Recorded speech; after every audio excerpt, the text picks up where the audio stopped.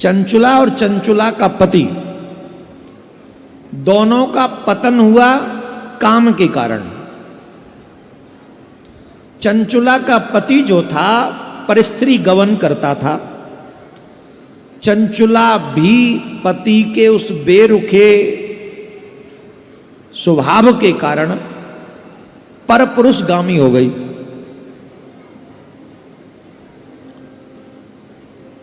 बहुत दिनों तक उसने संयम रखा भी था, पर वो बेरुखी के कारण पर पुरुषगामी हो गई। एक दिन वो पराई पुरुष के साथ में था, पराई पुरुष के साथ में थी, तो उसके पति बिंदुक ने उसको देख लिया और जोर से पीटने लगा अपनी पत्नी को। डांट रहा था, पीट रहा था, डंडा लेके भागा मारने। जब डंडा लेके मारने के लिए दौड़ने लगा तो उसने कहा, वो थोड़ा अच्छा स्त्री के रूप में आ गए, क्या तू मुझे मारता है? तू मुझे मार रहा है? कुटिल,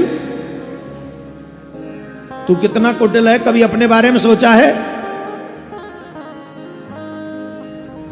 भवान प्रतिदिनम कामम रमते वैश्याया कुदिहि माम विहाय स्वपत्नी च युवती पति सेवनीम। मेरी जैसी पतिव्रता यौवना स्त्री का त्याग करके तू वैश्या के साथ रहता है, तुझे शर्म नहीं आती? तुझे शर्म आनी चाहिए ना। और फिर तेरे बेरुख होने के कारण अगर मैं ऐसा कर बैठी तो इसमें मेरा दोष क्या? मैं भी युवा हूं, मेरी भी वासना है, मेरी कामना है, मेरी इच्छाएं हैं। क्या होगा उनका? पति संसर्ग के बिना क्या गति होगी? मैं अत्यंत सुंदर हूं तथा नवयौवना उत्तम हूं, आपके संसर्ग के बिना व्यथित चित्त वाली मैं कामजन्य दुखों को कैसे सह सकती हूं? तो सारा दोष मेरा थोड़ी। अपनी तरफ भी देखो जरा, ऐसे कहते हैं ना, जरा अपने गिरेबान में झांक के देखो। इसीलिए पति पत्नी दोनों का मर्यादा में रहना जरूरी है। एक का मर्यादा तोड़ना दूसरे को परमिशन देता है कि तुम भी तोड़ सकते हो। हिचका, बोले हाँ देवी तुम सही कहती हो, बात तो तुम्हारी सही है, हम भी गलत हैं और तुम्हारी बात सही है, पर ये तो सब ठीक है। अब और देखो कितना गिरता है मनुष्य। अपनी वासना को पूर्ण करने के लिए मनुष्य हद से ज्यादा गिर जाता है। नहीं गिरना चाहिए इतना। मनुष्य ने, उस बिंदुक ने कहा कि ये बात तो सब ठीक है, पर बिना हम जिससे भी मिलते हैं ना वैश्या से, वो पैसा लेती है, और तुम ऐसे ही सबसे मिलती हो, वो ठीक नहीं। कुछ पैसा ले लिया करो और वो पैसा हमें दे दिया करो। कहने का अभिप्राय है उसने अपनी पत्नी को गलत कार्य में धक्का मार दिया। छूट तो दे ही दी कि तुम जिससे चाहो मिलो, ऊपर से ये भी कह दिया कि पैसा लिया करो। सोचो उसने क्या कर दिया अपनी पत्नी के साथ। अब वो ऐसा करने लगी, अब तो पति की सह मिल गई, अब तो निर्द्वंद हो गई, वो निर्भीक हो गई, और निर्भीक होकर वो यही कार्य करने लग गई।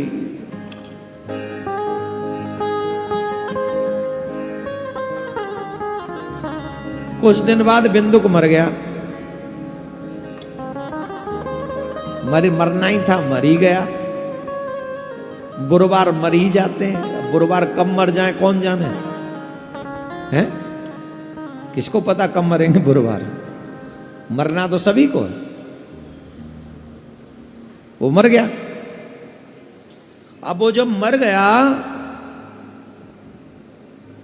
तो और निर्द्वंद हुई, वो तो और ढंग से लोगों से मिलने लगी, आदि आदि कर्म में लगी रही। पर एक बार देखो, हम बार बार कह रहे हैं, सभी लोग सुन लो, जब भगवान को किसी पर कृपा करनी होती है तो ठाकुर जी कृपा करके उसे सत्संग दे देते हैं। जब भी जन्म जन्मांतर के पाप काटने हो ना किसी के, तो भगवान उसे सत्संग में भेज देते हैं। कितनी अच्छी बात। भगवान जब तक सत्संग तुम्हें प्रदान न करे, एक बार की बात है, एक दिन देव योग से किसी पुण्य पर्व के आने पर वह स्त्री भाई बंधुओं के साथ गोकर्ण क्षेत्र में चली गई, तीर्थ यात्रा के संग, तीर्थयात्रियों के संग गोकर्ण क्षेत्र में तीर्थ यात्रा करने चली गई। कई लोग पूरा जीवन आलस में निकाल देते कसम से, न राम कहते, न कृष्ण कहते, न शिव कहते, यूं ही मर जाते, वही पापी है। चंचुला जो पापनी थी वो भी तीर्थ यात्रा करने चली गई बुढ़ापे में, और सारा बुढ़ापा जीवन भर घर में ही काट दोगे।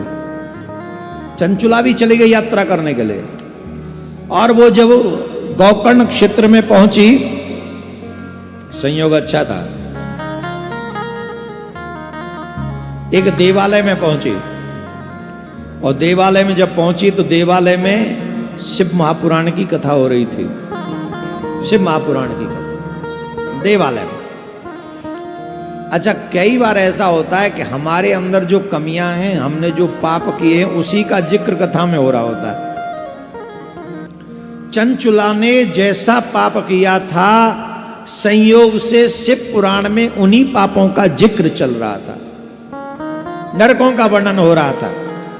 और नरकों का वर्णन होते होते ये कहा गया था कि जो मनुष्य स्त्री रूप में हो जो आत्मा, और स्त्री रूप में जो आत्मा है और पराये पुरुषों के साथ में जो विषय भोग रति सुख प्राप्त करती है, उस स्त्री को जब नरक में यमराज के दूत ले जाते हैं तो उसको बड़ा कष्ट दिया जाता है। लोहा पिघलाकर उसके अंगों में डाला जाता है, कान में, मुंह में, नाक में, जन्म द्वार पर, अनेक अनेक जगह पर ऐसा कष्ट दिया जाता है कि वो चीखती चिल्लाती है। यमराज के दूतों से क्षमा मांगती है, लेकिन यमराज के दूत उसे क्षमा नहीं करते। यही दंड पुरुषों के लिए भी है, क्योंकि यहां चंचुला से बात हो रही है, इसलिए स्त्री शरीर की चर्चा हो रही है। वहां पुरुषों के लिए भी यही दंड है, सेम विधान है, सेम।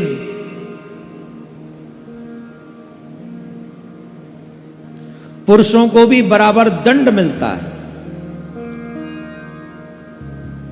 चंचुला ने ये बात सुनी, और जब चंचुला ने ये सुना कि पराये, आज युवाओं को ये शिव पुराण की ये चंचुला वाली कथा जरूर सुननी चाहिए। हर माँ बाप को अपने बच्चों को ये कथा सुनानी चाहिए। जब पंडित जी ने शिव महापुराण की कथा में सुनाया कि चरित्रहीन स्त्री शरीर को क्या दंड मिलता है, तो वो रो पड़ी, क्योंकि जीवन भर तो वही किया था उसने। रोने लगी, बिलखने लगी, दुखी हो गई। अब सबके सामने तो कह भी नहीं सकती थी, पूछ भी नहीं सकती थी। कई बातें ऐसी होती हैं जो हम सबके सामने नहीं पूछ सकते। था यही सुनी थी चंचुला ने, और जीवन भर पाप भी ऐसे ही किए थे चंचुला ने, लेकिन रुक गई वो। कब? कि जब पंडित जी एकांत में होंगे तो मैं अकेले में पूछूंगी। और उसने पंडित जी से निवेदन किया, प्रणाम किया, रोती हुई बोली, हे प्रभु, मैं तो मर गई। हाय विधाता, मुझ पापनी को आपने हठात बुद्धि दुर्बुद्धि क्यों दे दी, जो सभी प्रकार का सुख देने वाले स्वधर्म से दूर कर देती है। मैंने तो अपने जीवन में वही सारे कर्म किए, वही सारे पाप किए जिनको वर्जित किया गया। जो नहीं करने चाहिए थे वही किए। ये दुर्बुद्धि मुझ में कहां से आ गई, क्यों आ गई? ब्राह्मण के चरण पकड़ के रोने लगी, हे देवता, हे प्रभु, मुझे बचा लो। मैंने इतने पाप किए हैं, अब मैं कैसे बचूंगी? अब मुझे वो नरक में ले जाएंगे, यमराज के दूत घसीटेंगे, मारेंगे, लोहा पिघला देंगे, मुझे वज्रों की तरह कंटकों से मारेंगे। मैं तो इतना दुख सह भी नहीं सकूंगी। हाय हाय, मुझे बचाने वाला वहां कोई नहीं होगा। आदि आदि वचनों को वो कहकर रो रही थी। ब्राह्मण देव ने कहा, देवी चिंता मत करो। ब्राह्मण ने कहा, हे देवी, इमां शिवपुराणस्य श्रुत्वा वैराग्यवत् कथां मां भेषीदुज